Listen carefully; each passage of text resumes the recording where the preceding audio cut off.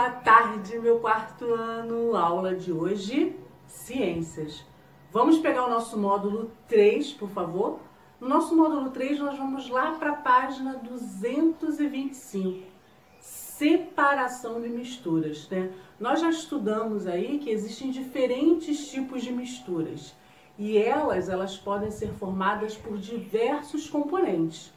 E se em vez de formar misturas, nós quisermos separar seus componentes, isso é possível por meio de técnicas de separação de misturas. Aqui, ó, vou mostrar para vocês como o livro mostra aí, a água, a areia e o óleo.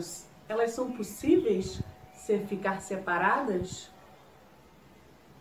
Fica essa pergunta aí para você entender separação de misturas. Continuando aí, para preparar, né, o café, Samuel ele adiciona o quê? 2 colheres de sopa de pó de café no filtro de papel. Tem gente que faz no coador também. Em seguida, ele despeja o quê? A água aquecida sobre o pó de café. Cuidadosamente formando essa mistura, né? As mamães fazem também. Aí tem uma pergunta aí para vocês. O que aconteceu com a mistura que Samuel preparou? Vamos completar aí o texto abaixo. Os componentes do pó de café que se dissolveram ou não se dissolveram na água aquecida ficaram retidos no filtro de papel. A água e os componentes do pó de café que se dissolveram ou não se dissolveram nela, atravessaram o filtro de papel e foram coletados em um recipiente.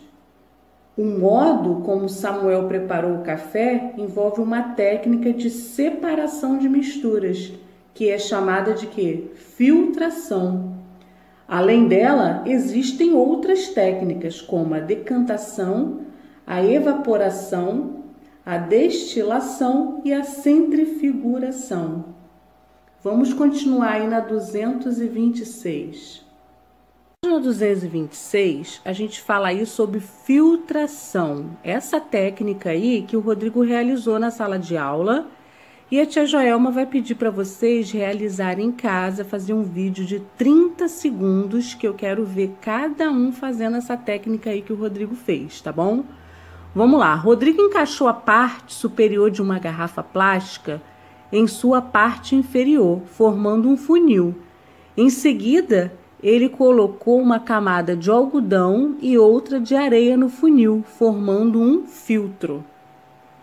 Depois o Rodrigo colocou um pouco de solo em um recipiente com água e misturou bem com uma colher, até resultar em uma água barrenta.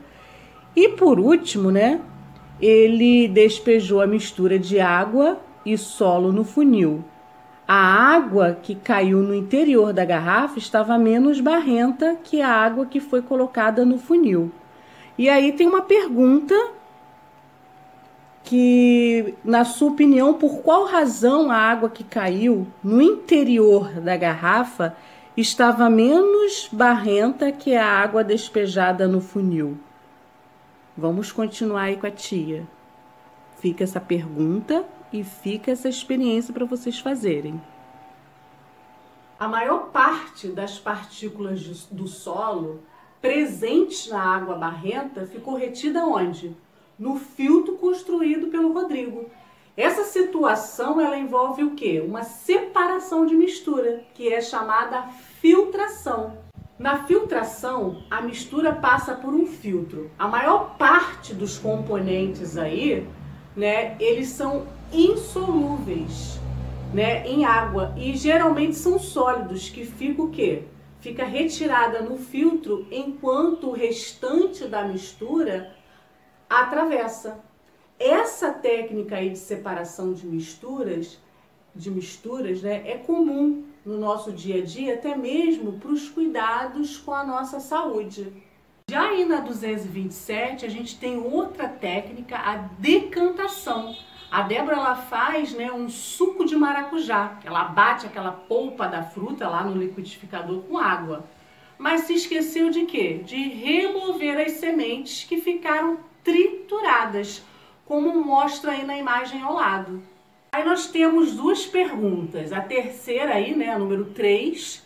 Como você acha que a Débora pode separar as sementes trituradas do suco sem utilizar uma peneira? 4. O que você acha que irá acontecer com as sementes trituradas se Débora deixar o copo de suco em repouso, deixa lá quietinho por um tempo? Ele vai o quê? Para o fundo do copo. Já aí na situação, né, que foi apresentada aí acima, as sementes do maracujá não dissolvem na água e se depositam o quê? No fundo do copo. Após certo tempo em repouso, essa situação envolve uma técnica, né, de separação chamada decantação. A decantação pode ser utilizada, por exemplo, para separar componentes da mistura que não se dissolvem na água.